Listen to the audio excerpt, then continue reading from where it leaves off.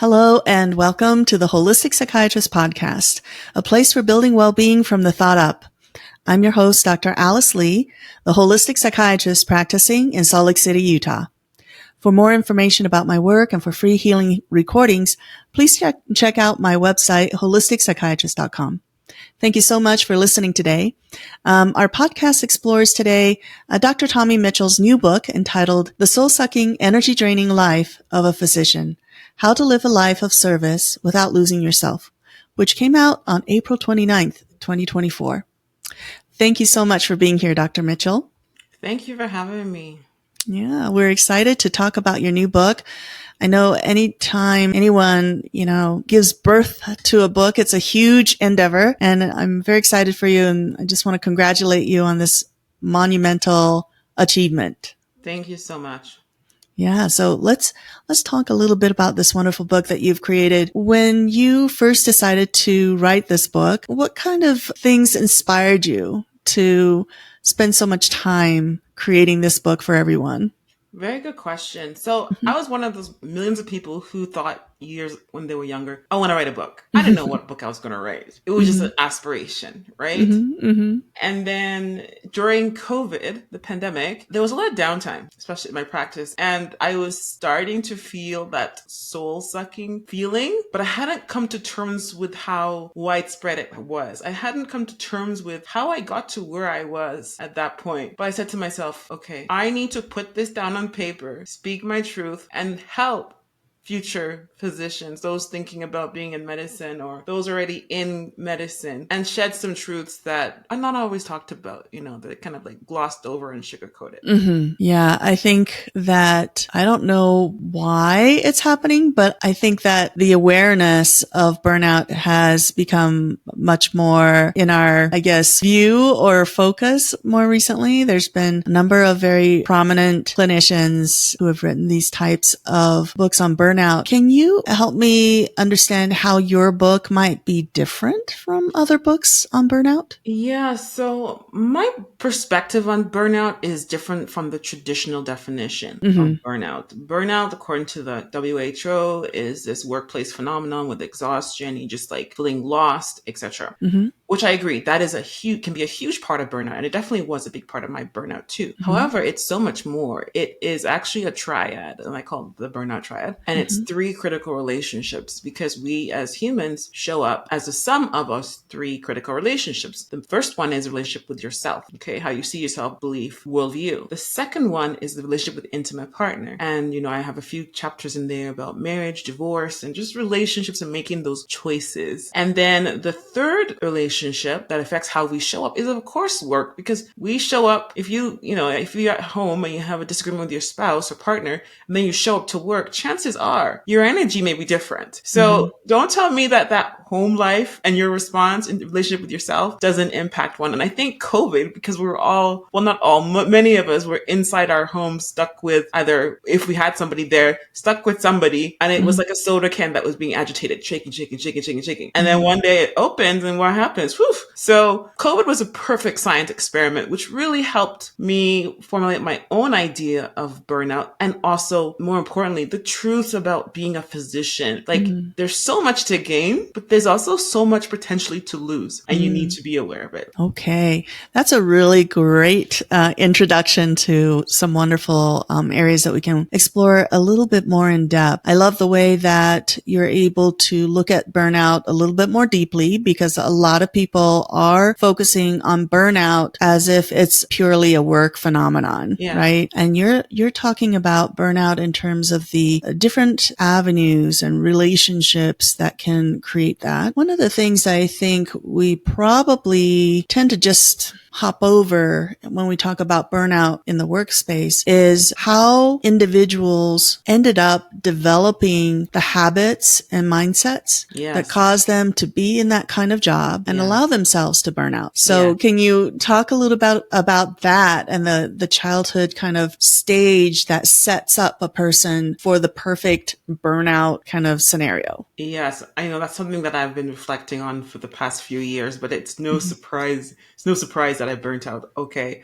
A little bit about me. I am a child of immigrants who immigrated from Nigeria to the UK and then to Canada with high expectations. So that was imprinted in one. I was told to work hard. My dad would tell us, you must work 10 times harder than your peers before they'll consider you to be good. So I couldn't quite work 10 times, but I definitely worked harder. And then that drive of like being in school, like you're up late studying and then wanting to make a difference. I remember getting into school was a big dream of mine. And I remember almost like bartering with God. I'm like, God, please let me get in.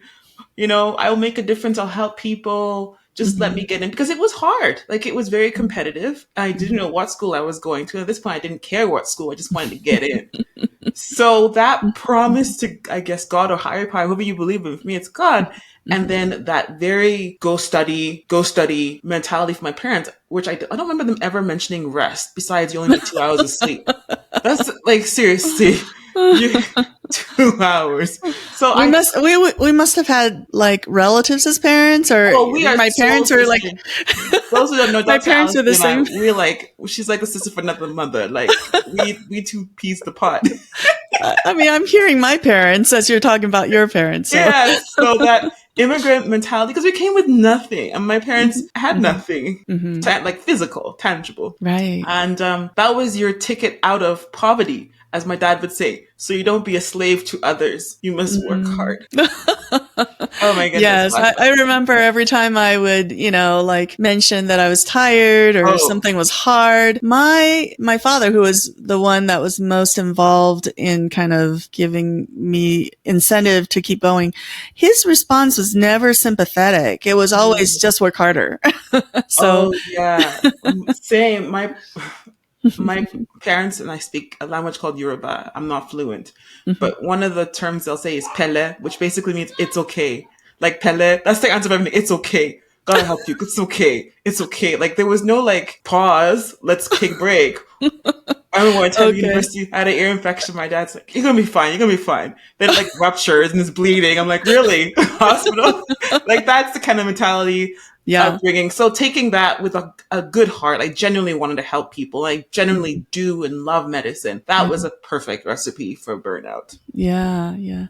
Well, sharing some foreign language phrases. I have very minimal mastery of Chinese by now, but one phrase in Chinese that I heard and I still remember is, in Chinese, my father would say 加油. So 加油 means in Mandarin, add more gas. Yes. Yes. Put your accelerator on, put your foot on that accelerator pedal and just give it more gas. It wasn't like rest or take care of yours. I never heard rest. Yeah. Or more grease to the elbow, they'll say. More elbow grease. Yeah. Yeah. I didn't hear rest, balance, fun. So the way we're raised makes us much more tolerant to the mentality of medicine, which is you go into medical school and there's a certain elitism there that says, you're here, you're super smart. It takes you half the time to learn twice as much, and you don't need to rest, food, or, any of the human things that support life. So can you share how the relationships that you mentioned then would cause us to then get beyond that boundary of what is healthy for us and lead us to this soul-sucking, energy-draining life just because we're physicians, Yeah. So number one, the relationship with ourselves, which we kind of alluded to right now, our thoughts, belief, our paradigms, right? And then secondly, intimate partner, or it could be your closest friends if you're not, coupled up, whatever your situation is. But the people or person that is in proximity to you, even if it's not quote unquote intimate, it's in proximity to you. And then, because like I said, for example, if you had a disagreement with them and it was heated and you go to work the same day, chances are those in your workplace may notice your shift in energy. You may not be the usual perky self, or maybe you just look frazzled. Who knows? So that's that. And then work and society. And, when I wrote this book, this was also a huge part of my burnout, because where I was working at that point, at the city I was, it was a requirement for us to be on call for our patients 24/7. because they didn't have an urgent care. They didn't have much social support. So guess what? It was put on our backs.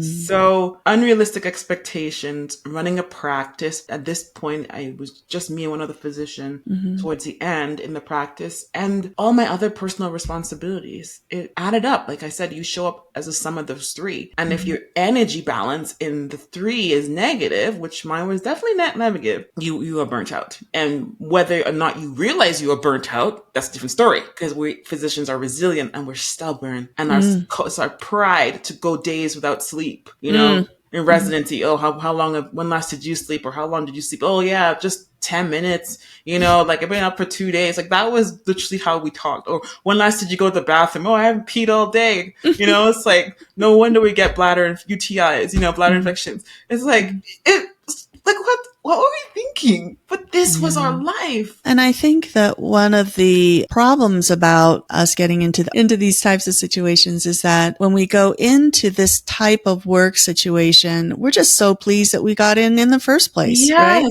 So we're like little happy, tail wagging dogs saying, I'm in. I'm so happy. So we have no idea what we're really getting into, because the understanding of what that kind of training program entails is not really fully explained to anyone before they go in. Not at all. No, my first rotation in residency, I'm a fellow physician, was general surge. And general surgeons, where I lived, and I'm sure it's worldwide, they usually get up early and round. So I think I was in the hospital by 5:30. Yeah. Every morning, rounding and rounding and rounding. And then the day did not end 5:30 in the morning till 5. It's oftentimes I didn't leave the emergency department like between 10, 11. And I still had to be at work the next morning. Unless I was on call, then of course I'll be there all night. But it from day one, it's like it was a full speed like marathon. Like it wasn't even a marathon. It was like a sprint, but it was really long. It was triathlon. And we didn't know what we're signing up for. At least I didn't fully understand the full impact of what I signed up for.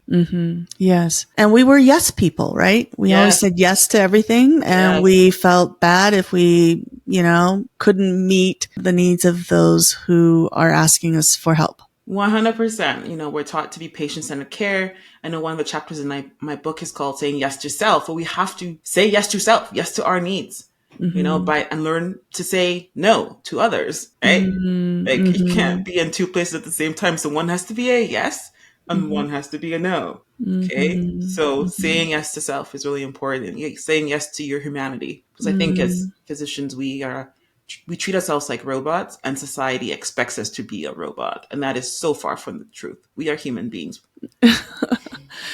Yeah, it's an obvious fact, but it's one thing for us to say it. It's quite another for society and for ourselves to actually live it. Exactly. Right? As you're talking a little bit about needs, it's funny because right now I am joining a group of board members at ACEP, Association for Comprehensive Energy Psychology. It's a wonderful group of very high-minded clinicians, and we are all meeting once a week to learn about nonviolent communication. And the person who's teaching us this, course, it's an online course, talks about how we need to recognize the needs of oneself and the needs of the other person. And really, it's strange for me as a psychiatrist to be so ignorant about my needs, because I think that even though this course is trying to help us understand our needs so we can communicate our needs much more clearly and not end up in this loop of feeling frustrated or not having our needs met because we're not able to even express what they are. I think that as you're talking about understanding what our needs are, can you help the people who are listening at least take a few steps in that direction of recognizing what their needs are? Because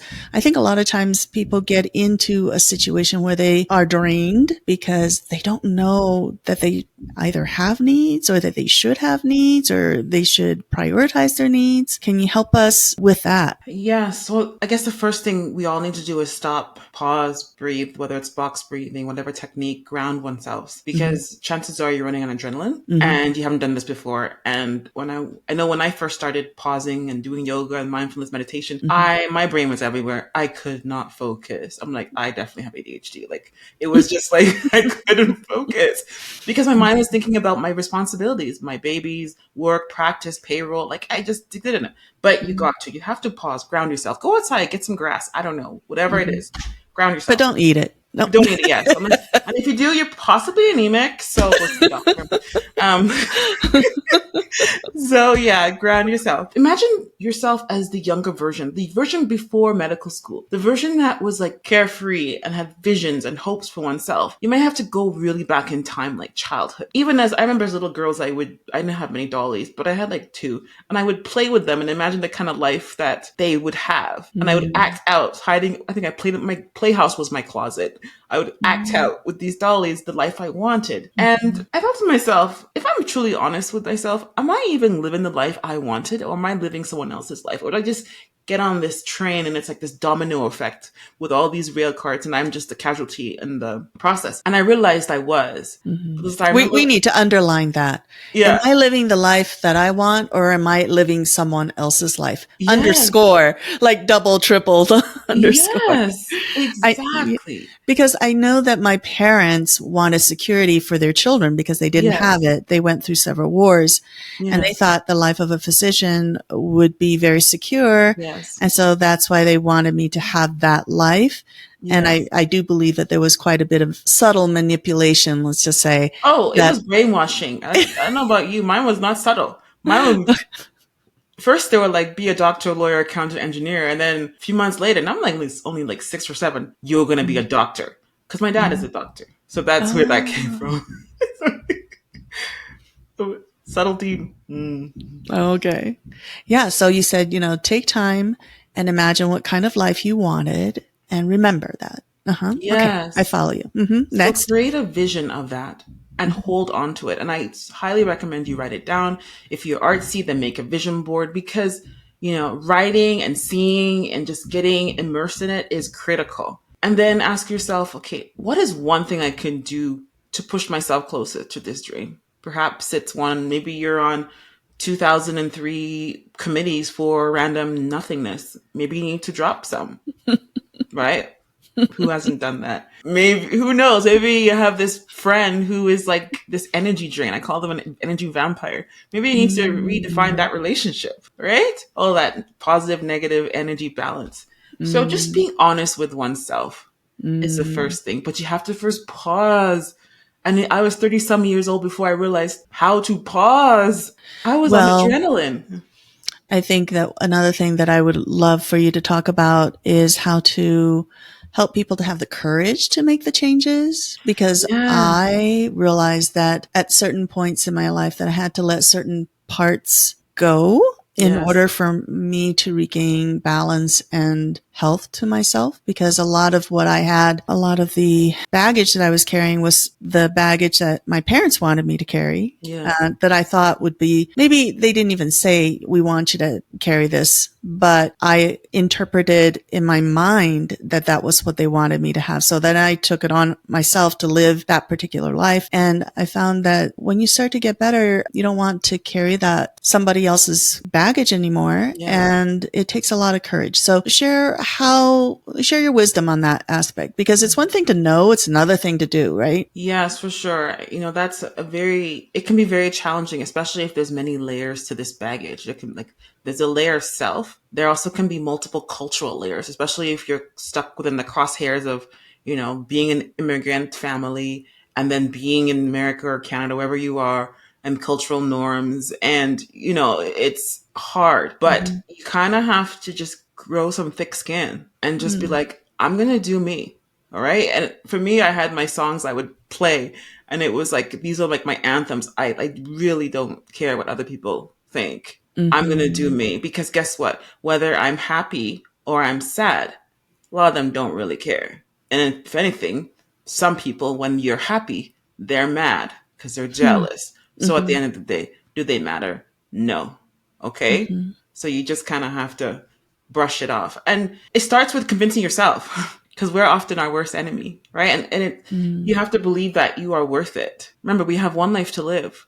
Whose life do you want to live? Well, I think a lot of times we're taught that the life we are supposed to live, should live, is one of sacrifice and unselfish giving. I think that is emphasized quite a bit. I think it serves society to have people have those types of mindsets. Yes. In society, how can we balance what society needs, which is, someone who's kind and empathic and compassionate and giving, and what we need as individuals, which is time for ourselves and rest and balance and creative outlets? How does that end up being good for everyone? Well, a healthier, happier physician typically makes a healthier, happier patient. Like when I am bubbly and I'm in the office, there's usually laughter in the air. A patient told me last week, she said, Dr. Mitchell, one thing I've noticed about you and your office is that when people leave your exam room, they're laughing and smiling. And I said, wow, thank you for noticing that. I appreciate that. And I definitely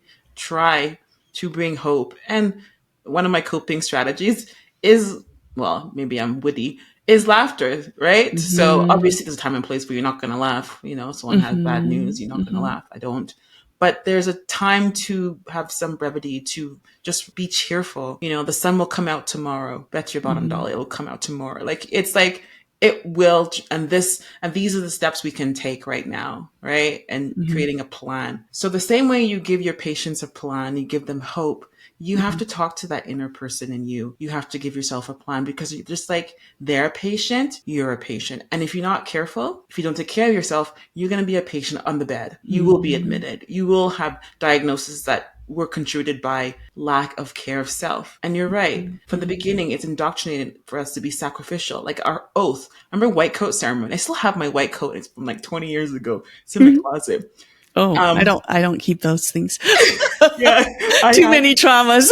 Yeah. Actually, this dress was the last dress I wore we had a residency event when I finished residency. This was the dress I wore, and I haven't worn it in like many years, over a decade. I think I'm just being very sentimental. But I mean, the point is, you have to just go for it. You have to say, okay, my life is worth it. I have one life to live, and I owe it to the world. I owe it to myself to be the best version of myself, and take those steps. There'll be pushback, because people who benefited from your lack of boundaries, they're going to be like, no, they're going to give it all kinds of names, like unprofessional. What are you talking about? Like, you're not dedicated, or just they'll guilt trip you. Or money. Yeah, exactly. They'll say, you charge too much. Exactly. Like, you lack empathy because you're charging too much. Trust me. Oh, you're just about in for the money. Oh, you're just there for the money. I'm just like, if you know how much money I get sometimes for the work I do, how much unpaid labor, you wouldn't do it.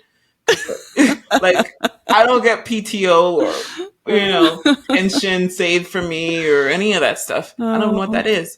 So yeah, you just have to have courage. You have to have that vision board, be grounded. What is the life you want? What are the kind of relationships you want? What kind of fun do you want? Okay. Start to put fun in your life. Play, whatever play is. It could be art. It could be writing, like playing a guitar, whatever, as long as it's legal, please. Right? I agree with everything that you're saying, because we got to have fun, and we have to have play, and we have to have sparks of, interest, new things that we're learning and growing. And otherwise, who wants a half dead physician, like working with them? Because you're already half dead, like how can you bring life into somebody and help them to thrive if your own soul is like not alive? And they feel it, especially when they come into the presence of someone who has empathy and joy, and there's energy radiating from them. They notice the difference. So physicians, I know it's not our culture to be smiling and laughing. If anything, they tell us not to show much emotion. Don't wear your heart on your sleeve. But there's a time and place for everything. There's a time and place for your humanity to shine. Because guess what? When you smile, when you laugh, you're releasing hormones that make you feel good, chemicals that make you feel good. And it doesn't just benefit your patient and those around you. It also benefits yourself. You're like a self-charging battery. So please. Yeah. The only tears I like from my patients are tears of joy. Yes, I know. I love the tears. I cry too. I have clinics right next to, like, arms reach on both sides of my office, because I'm a crier. I'm sorry. Yeah, I get emotional. Well, some of your comments reminds me of when I was a kid. I noticed that the adults around me didn't smile very much and they didn't laugh. And so I vowed to myself as a child that when I became an adult, I would, try to protect laughter in my life, because laughter is so important. And I notice sometimes when I start to get burned out or overextend myself, or I end up with maybe work that is beyond or feels overwhelming for me, is I do get much more serious. So one of the things I like to do is I like to go see stand-up comedy, Yes. like every now and then, just to kind of like let it loose and laugh, just Yes. enjoy myself. That's just, 100%. yeah. Yeah, no, I like the same too. I'm just thinking, when last did I see stand up? I was going to go Sinbad. I think he's late now. But I mean, yeah, like laugh, wear your hair down, like that inner kid, like go lie on the beach in the sand and make like little sand angels or whatever they're called. I don't know, do something a little spicy, but have fun. Yeah. Yeah. I think that's great. So going back to your wonderful book, one of the questions I wanted to ask you is, how did you ensure that your book was both informative and engaging for the readers? Really good question. Because in the book, there's a balance between storytelling and then, strategies, and quite frankly, lists of strategies of how to relax and be calm. To me, it was kind of boring, but it was what it was. Because sometimes in life, things are very black and white. It's like, okay, let's do this. But I think what helped was my ability to speak the truth while still being mindful and respectful of others. Because sometimes in life, our stories were not beautiful, like things that happened to us. But to really share the heart of the message, that nugget in that pile of manure, like somewhere it's there. So it's the balance.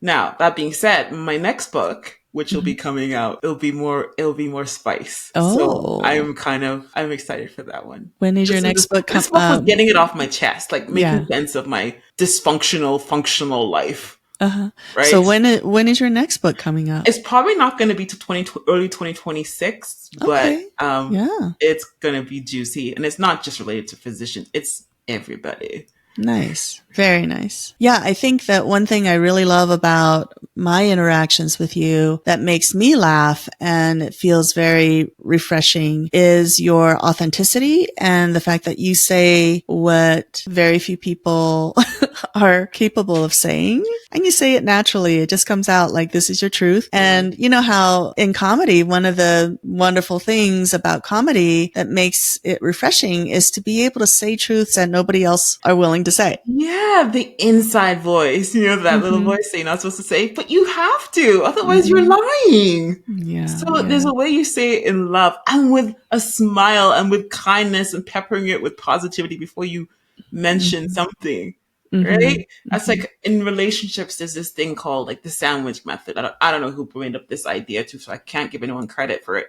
But basically, when you have a challenge with somebody, you first pepper them with some positivity. Like, I really appreciate this. I know you're really hardworking, whatever it is, be specific. However, if you don't mind, this behavior, this action, it doesn't really suit me. And this is why. And I know you don't mean to be that way, but this is how I interpret it. And I really appreciate you and know we can work this out. But basically you said, you really annoyed me. Like, bro, you ticked me off without being like all in your face. Right? Now, if the person is healthy, emotionally regulated and receptive, they will take that positively. And if they don't, chances are you should really read the next book that's coming. Right? Like these techniques work with majority of people, but there's a subset, maybe it's harder to get through them. Yeah. And as children of hard driving parents who are immigrants, they never sandwiched anything, did they? Oh, no. It was brutal. Like my dad would like, no, I can't even say what he said.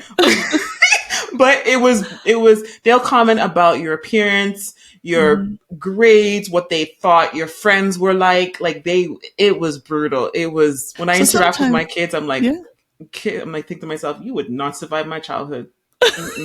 And then culturally, the Nigerian culture is very brutal as well. Like it's very like no filter. Uh-huh. So you have no filter people from a culture with no filter. Yeah, I was, again, going back to, our relationships and nonviolent communication and how to, try to express ourselves in a way that is helpful Yes. rather than hurtful. Yes. I was just thinking that sometimes those of us who are hardworking and end up being physicians aren't generally, we can't assume that we're also socially adept, right? Oh, no. We have to learn from scratch because we come from backgrounds where things are pretty stark. Oh, yes, that is so true. I think when our peers were out enjoying themselves, mingling and whatever, we were in the library and we missed a lot of those critical developmental stages, learning about people. Like you got to be learned you got to learn in the school,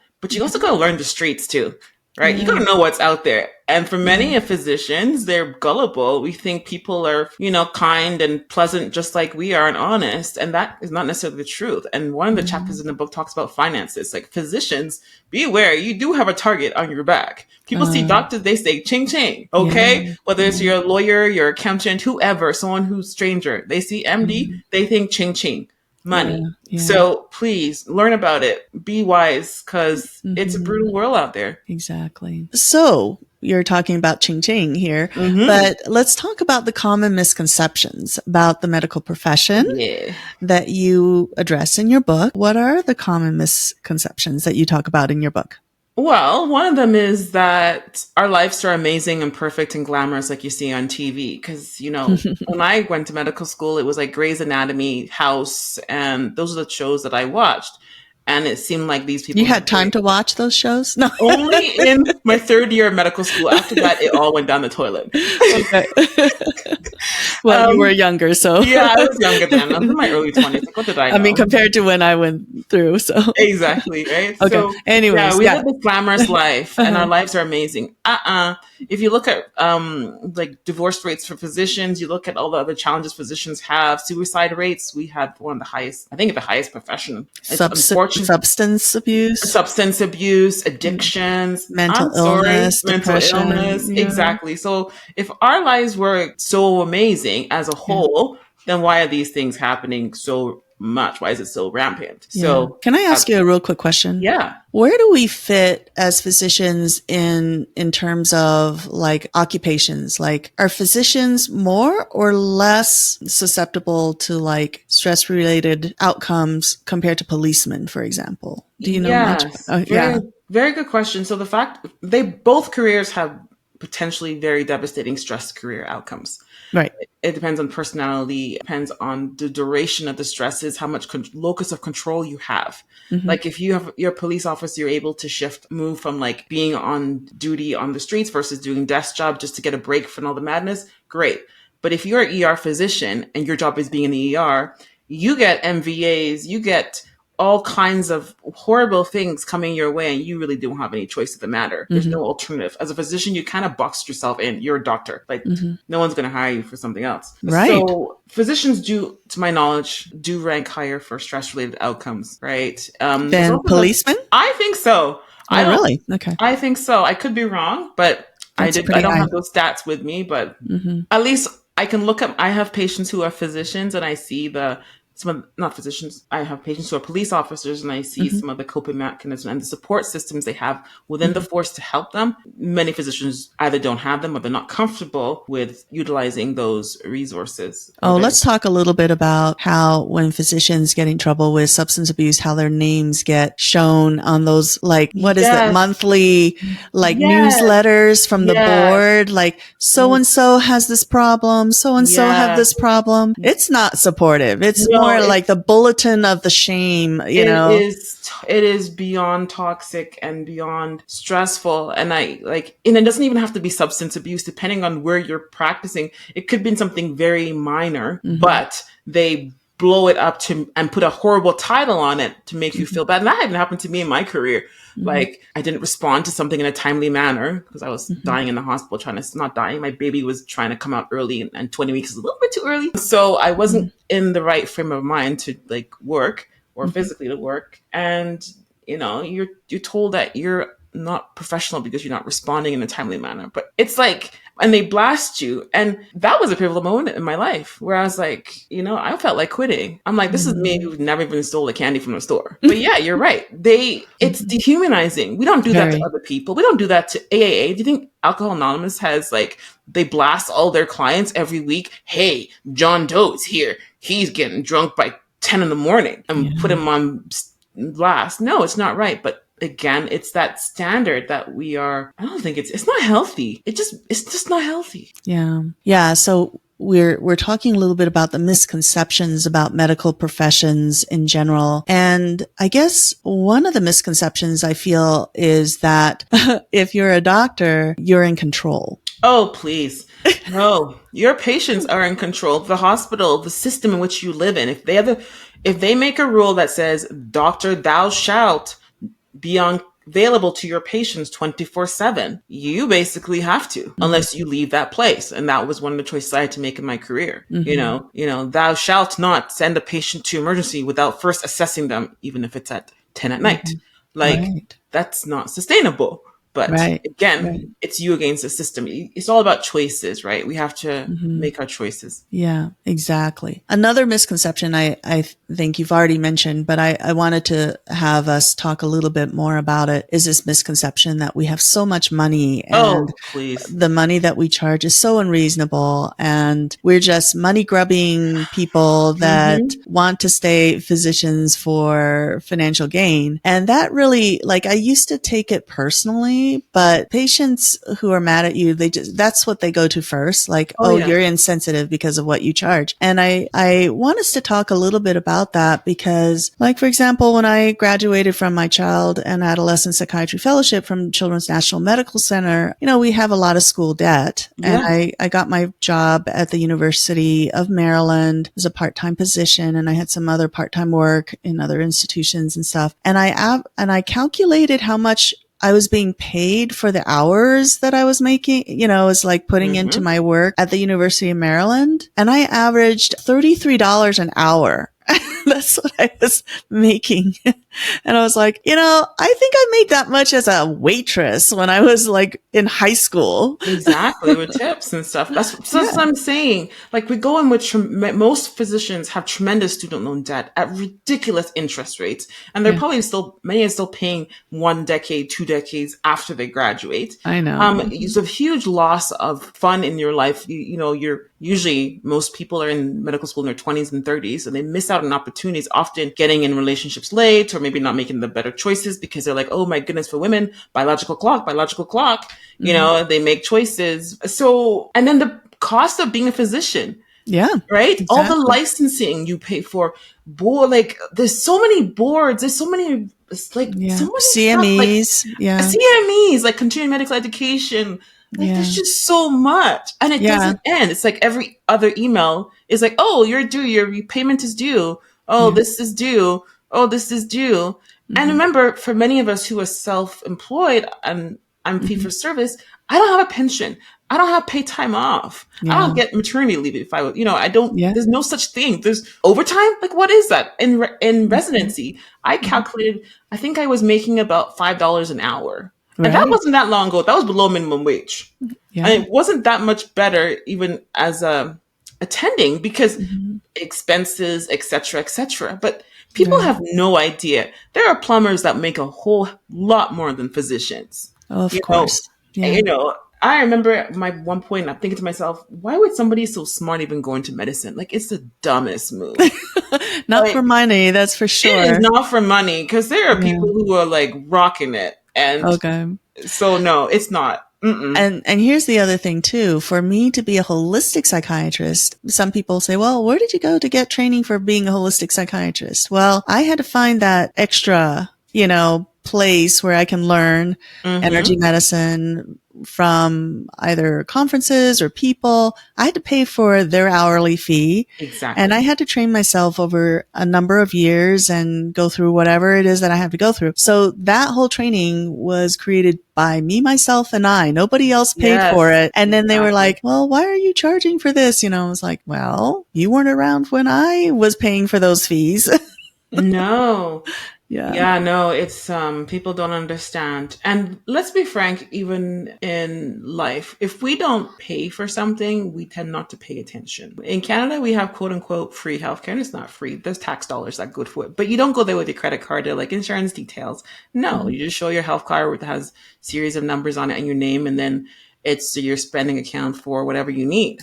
Mm-hmm. But it's people often don't value it. They take it for granted when they don't pay. Mm-hmm. And that's a reality of life. That's just how humans were wired. So I'm Mm-hmm. not saying that, we should charge exorbitant amount, whatever that is. It's different depending on who you ask. But we have to be paid for our blood, sweat, and tears. Because I don't know about you, I have had blood, sweat, and tears associated with my job. Definitely tears. Loss of joy, loss of many weekends, Christmases, events, coming to work and while in labor, like contracting early stages, like, because I got patients and I got bills to pay. So, Right. the life is not that glamorous. And that's why I say, there has to be balance, but you can still live a life of service without losing oneself. And that's also why a lot of physicians have side gigs. Like I'm one of them, right? I'm into this whole holistic wellness. My website is Holistic Wellness Strategies. Well, I didn't go to school being taught about being a holistic physician or being holistic, whole body minded. That's something I had to learn through life and train, just like you, taking courses, certifications. I probably spent $50,000-$60,000 on training once I started this journey, Yeah. right? Yeah. So no, yes, there are physicians who make a lot of money, and have a very good life, but it's very few. So we've covered some really common misconceptions. Are there any others that you want to bring up that we haven't talked about? Oh, the whole you're just in for the money, or you're just trying to, prescribe more drugs because of this and make money, kickbacks, farm this, like conspiracy theories, etc., etc. Like those misconceptions are rampant. But at the end of the day, you just show up as you. You show up with a smile on your face. You do your work. You communicate with your patients. You educate them on why you're doing what you're doing. Give them options before you go towards maybe non-traditional options, because you give them, consent. And then you do your best. You cannot control what other people think, because some people are just purely miserable and they will complain and they will say ugly things. And that's just because that's how they are in that frame of mind. And try not to take it personally, because Very good it does advice. happen a lot. I think one of the misconceptions that is very common about physicians is that we can predict outcomes Oh, for, yeah. For our healing approach. So whether it's conventional or holistic, oftentimes the patient will say, well, when am I going to get better? And, what is the outcome for this or that? Can you talk a little bit about that as a misconception from Yeah. patients? I Like remember when I we're used the master of their outcome. Oh, yes. The only one that knows is the one up above, God, whoever you believe in. I don't. We are not gods, okay? We may try to be his hands, but we are not gods. I remember working in palliative care, and that was a very common question, like prognosis and how much time. And we have tools that we use, but it's not guaranteed. We don't, I had a patient where the oncologist told her she had 6 weeks to live, and she came into my exam room and I'm like, no, that is not, I was just like passionate. I was like, can't be true. Cause they become like family to you when you've been looking after them for a long time. And thank God she lived another 4 years, not 6 weeks. So we are not God. We try our best. And the majority of us try our best. We put our blood, sweat, and tears, and we come from a good place. And then there's always bad apples out there. That's in every profession. So we try our best. Miracles do happen. The unexpected happens too. And we hope you have a great outcome, but it's not guaranteed. Like they say, the only thing guaranteed in life is death and taxes, at least this part of the world. Absolutely. There are some other questions I wanted to ask you. And the next one is, what role do you believe mental health plays in the overall well-being of physicians? And how did you approach the topic of mental health in your book? Really good question. So mental health. Physicians are a subset of highly, often anxious, overachiever, perfectionist type A people. So we already are a very possibly diagnosable group of people. Okay? And then we work in a society where, a physician culture, where you're expected to be a machine. You're expected to be on. You're expected to be perfect. You're expected to be, I don't know, some mythical creature. Okay. And then you do that for years and years and years and years and years in environments that do not promote health, well-being, balance, harmony, homeostasis. What do you think is going to happen? Because if you may have started off medical school with happy-go-lucky, with a full head of hair in your head, and then by residency you're bald and 50 pounds heavier, what happened to the happy-go-lucky person? Right? So these are just things that we have to consider. Yeah. I think one of the things that we need to also talk about is that just because it's called mental health doesn't mean it's just mental, that it is a physical problem. Yes, exactly. And I like to use the word mental fitness. You can have poor mental fitness. This is your ability to see a situation and turn it around for the good, be creative despite challenges, and not have a mental health diagnosis. But I think the key is mental fitness, because we all need to have that ability to get our way out of situations and think and know that the sun will come out tomorrow, that this moment does not define as a quote unquote negative patient outcome that was out of your control, should not define your career. Yes, it will impact you, but it should not define you, should not let that be the end. So it's our culture. And then this is the other thing, our licensing board, and I know I wrote it in the book, they ask questions about, do you have any mental health challenges that may impact your practicing? Like what physician is going to say yes? That just, because if you check yes, you're suddenly in the special group where they put you in a program and they watch you and, scrutinize you, and the people that tormented you more.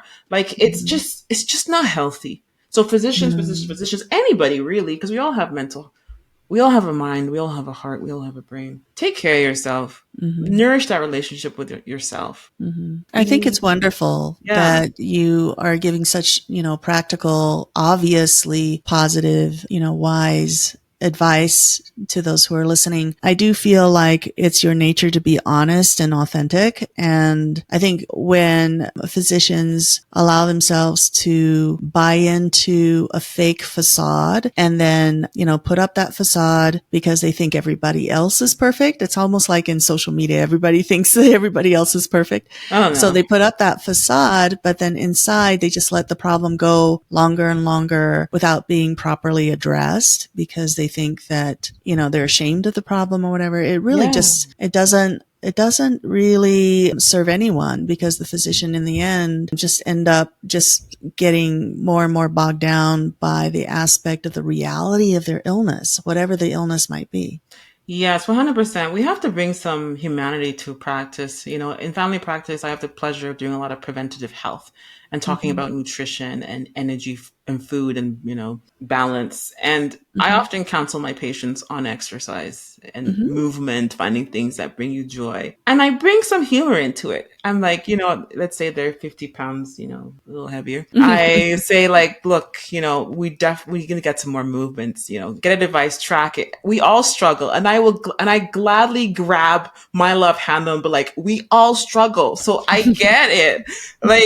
But we got to do better. It's a constant battle we have to be aware of, because we are in a society that is obesogenic. Like it's just created it's not a healthy society, put it that way. Yeah. But just showing some humanity and something that you're comfortable in talking about. Maybe you're not comfortable in talking about that. Just connect with them, finding common ground. That was one of the things that was actually imprinted in our minds in residency, finding common ground. That was one of the things that they would say. They called it FIFE, finding common ground, IFE. I don't remember what the rest of them stand for, but I'm pretty sure I do, whatever those acronym is. Like have an agreement at the end of a treatment plan. But you just have to be human. And hopefully you've had the opportunity to develop a relationship with that patient. Like in my case, I'm primary care. I've had the privilege of seeing patients for over a decade, sometimes, or generations of patients. So it's a lot easier for me to say things that if you met them the first time, you probably wouldn't say it. At least not quite yet. Very good. Well, we've talked about this topic throughout our discussion already, but if there's anything else, I wanted to ask as a focus question, how does your book address the concept of work-life balance for physicians? Pursuit of work-life balance. Is there really work-life balance? I'm not sure, but it's in the book. You have to carve time for yourself. You just have to. You have to program your me time, your self-charging time for yourself. You have to not like maximize, like put so much on your plate, on your shoulders, right? You have to have clear boundaries. You have to practice healthy lifestyle habits. You have to nurture those relationships. And also, this is something that it's in the book and I stress it. I have a little framework for dealing with any challenge. I call it the 3 E's. The first E is, you have to embrace. You have to embrace the past, the present, and future. No, you are the sum of those parts, our upbringings, our immigrant parents, the messaging that was taught to us, right? So you have to do that. Number one, that's like yourself, while managing expectations. The second thing when dealing with a challenge is evaluate. As physicians, we are detectives. We have to find the root beneath the root between the root. Someone is not just tired necessarily because they have low iron. It could be so much more than that, right? It could be that they're lonely. And that could be because, so then what do? Go to comfort food, which is typically not protein rich. You know what I mean?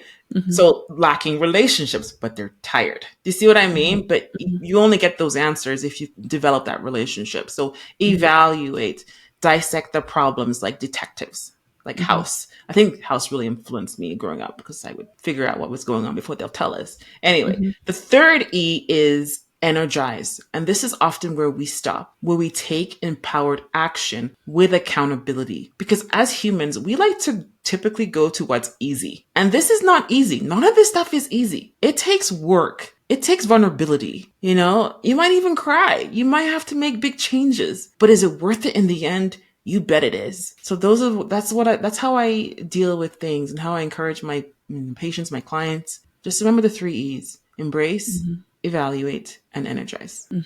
Thank you for that. I think for those who are, listening to us, one of the things that they might want to ask you is, how do we get this work-life balance without feeling like now we have more things to do to create work-life balance? Yeah. And I think that you have some thoughts about that as well. It's not about adding more to your plate. It's probably, why don't you go ahead and share? Yeah, it's like making it more fun. Let's say you commute to work. Like my current job, I commute 30 minutes. It used to be longer when I lived further away. I could be like, oh, this is boring, a boring drive. I make something fun of it. I blast music and I have a dance party. Or I listen to this book on Audible.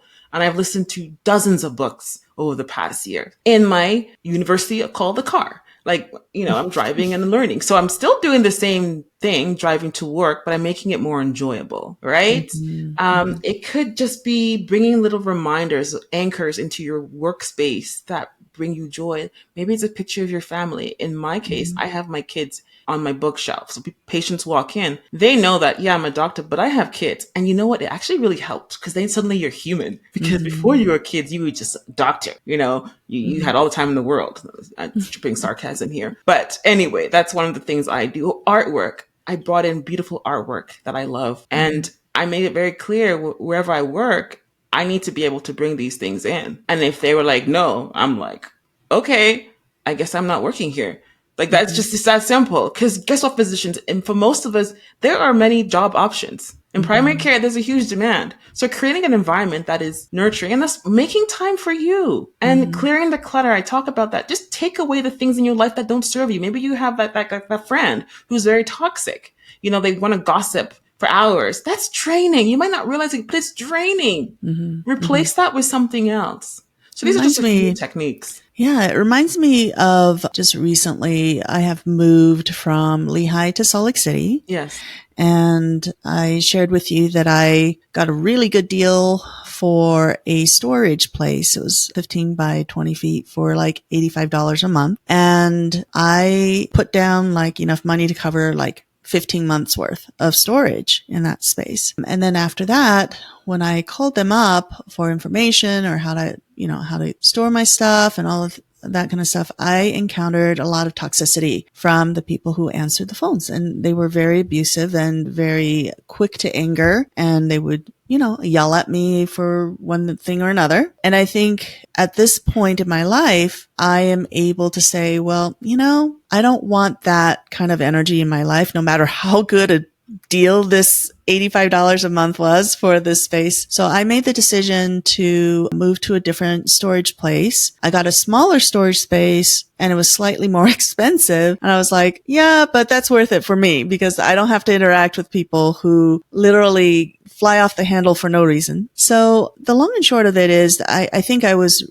very wise in doing so because when I moved from Lehigh to Salt Lake City, first of all, the smaller space was sufficient for my needs, it turned out. And number two was that because of the move and everything, the movers left my storage key with the people who worked at the storage space. And they were fine with it and everything. And then like it was about a month and a half later, I came back and they had the key ready for me and they were very friendly. They gave it back to me in this new storage facility. And I was thinking, had I needed to do that for the first storage facility, there was no way that they would have bent over backwards to accommodate my needs whatsoever. They probably would have lost my keys or didn't care about my key. So I think overall, when we put ourselves first, it's not about adding more things on our plate. It's more about how do I want to be treated? How do I want to treat myself? What kind of people would I want as interactions with? And if we value ourselves, we can say no. Yeah. That is not the kind of experience I want to create for myself. And then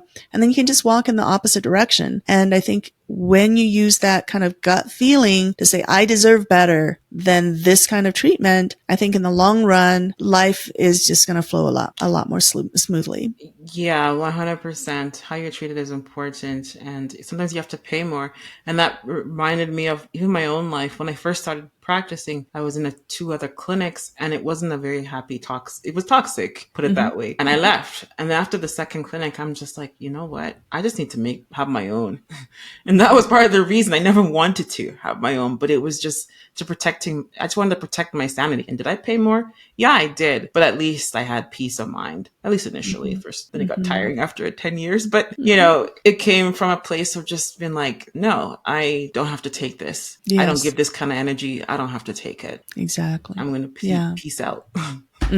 Exactly. So here is a very interesting question that I hope you would take some time to answer. And that is, what's one lesson or piece of advice from your book that you wish you had known earlier in your career? Oh, that's a really, really good question. And I think it's pick wisely. And my first 3 chapters, just in the second part, about evaluating physician burnout and mental health while dissecting the root causes. Chapter 7, Chapter 8, and Chapter 9. Divorce, parenthood, and money matters. I'll let the readers have a listen and read, but I think picking wisely is really key. And also picking the right residency. Sometimes people make a choice because the residency is considered glamorous or makes more money, but then they regret it deeply afterwards. But I'm happy for the choice I made. I remember people were saying when I said I'm going to be family medicine, they're like, really? That's all? Just family doctor? I was like, yeah, I enjoy it. I get to practice all the medicine I've learned, not just one system, plus I thought it might help my future family.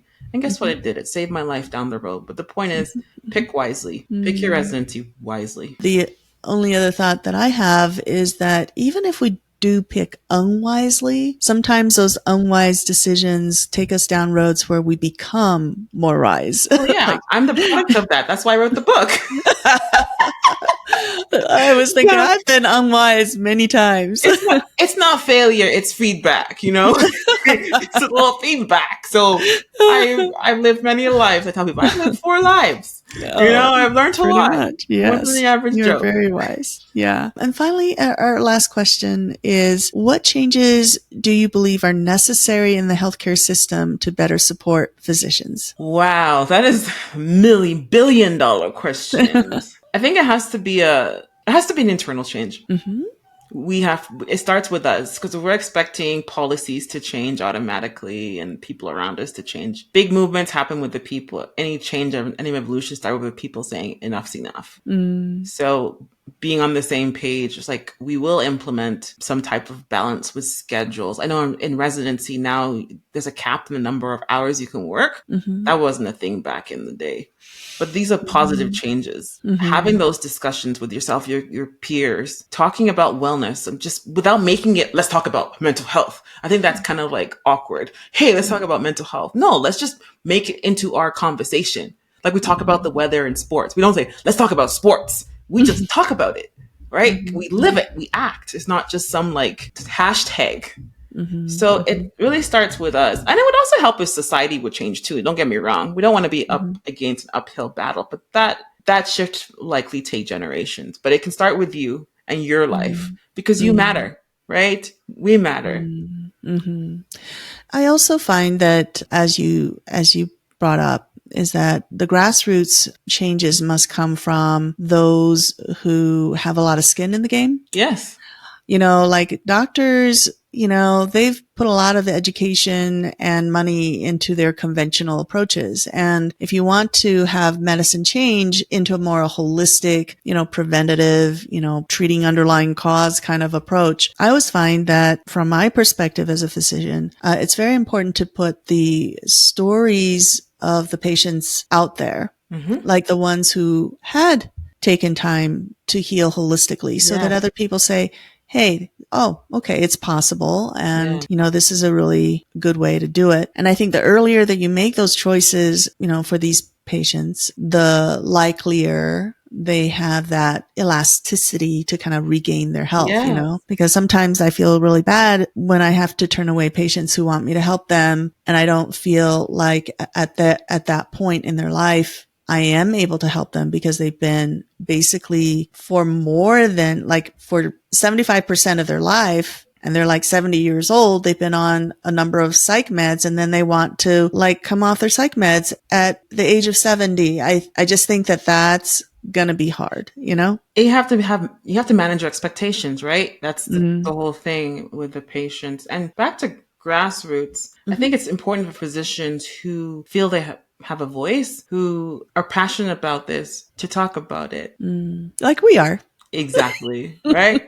And guess what? Speaking of money, this is my job. It takes money to talk about it, right? Because here we are doing a podcast. We're not getting paid to do this. People think, we're just getting paid. No, this is our time, right? But if we didn't have money in our banks to pay for other things, we'd be like, I got to go work. Right. So money is important. Money is needed to make change. Right. And who better to make change than the people who understand healthcare, who understand wellness care, who understands the connection with body, mind, soul. It's the physicians. Physicians, thou art thy healer. Let's do this. Yeah. Yeah. We have to value the fact that we can be role models. Yeah. And our actions are going to speak a lot louder than our words. 100%. Right? And how you make a person feel is what they'll remember over the words you spoke. So if that patient left smiling, they may not remember everything you told them, but they left happy, hopeful. Okay, so we're going to have to wrap up our podcast, but what message or takeaway do you hope readers or our audience could gain from the soul-sucking, energy-draining life of a physician? How do you envision this book making a difference in the medical community? Well, I think the title made everyone who's read it smile, because those who were too stiff to be like, oh no, it's not stressful, I'm Teflon man, where they're like, oh, somebody said that, So yes, it is soul sucking. It is energy draining. Okay. But you can still live a life of service without feeling like you're going, AWOL. So first, just common ground, just having someone agree that your experience was real and validated. That's step one. So I like the elephant in the room, just put it out there. It's soul sucking. It will be draining. Yeah. It's inherent in medicine, but there's hope. Exactly. It's not like what I kind of saw in medical school. When I was in medical school, I saw other people going skiing and having a good time and getting together for parties and stuff while going to medical school. I was like, how is it possible for them to do that? Because it's just, I was barely keeping my head above water. Same. It was a struggle. Yeah. Yeah.